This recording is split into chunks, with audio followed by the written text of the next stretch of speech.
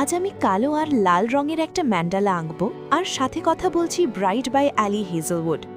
এই বইটা একটা প্যারানর্মাল রোম্যান্স, যেখানে আছে এক ভ্যাম্পায়ার ব্রাইড আর এক ওয়্যারউলফের মধ্যে রাজনৈতিক বিয়ে, যার উপর পুরো সুপারন্যাচুরাল জগতের শান্তি নির্ভর করছে।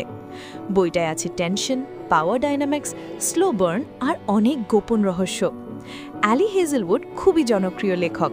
দ্য লাভ হাইপোথেসিস আমার ভালো লাগেনি, আমি বইটা শেষ করিনি, কিন্তু তুলনামূলকভাবে ব্রাইট আমার কাছে ভালো লেগেছে। এই বইটা পড়তে পড়তে অদ্ভুতভাবে মনে হচ্ছিল এটা যেন একটু রেজ বেট। ওয়ার্ল্ড বিল্ডিং মোটামুটি ঠিক ছিল, কিছু দৃশ্য সত্যিই ভালো লেগেছে। যদি ডুয়াল পিওভি থাকতো তাহলে ক্যারেক্টারগুলো আরও ভালোভাবে বোঝা যেত। স্পয়লার না দিয়েই বলি, বইটায় একটা ক্লাসিক থার্ড অ্যাক্ট ব্রেকআপ আছে, যেটা আমার ভালো লাগেনি। আমি প্যারানর্মাল বই পড়ি ম্যাজিক, রহস্য আর অজানার সেই অনুভূতির জন্য, কিন্তু এখানে সায়েন্স ঢুকে পড়ায় সেই ম্যাজিকটা আমার কাছে একটু কমে গেছে। আমার সঙ্গে পুরোপুরি কানেক্ট করেনি, কিন্তু অনেকের সঙ্গে করেছে, অ্যান্ড দ্যাট ম্যাটার্স। আমার rating 2.7 star. For more honest book opinions, art and cozy creative moments, don't forget to follow. See you in the next video.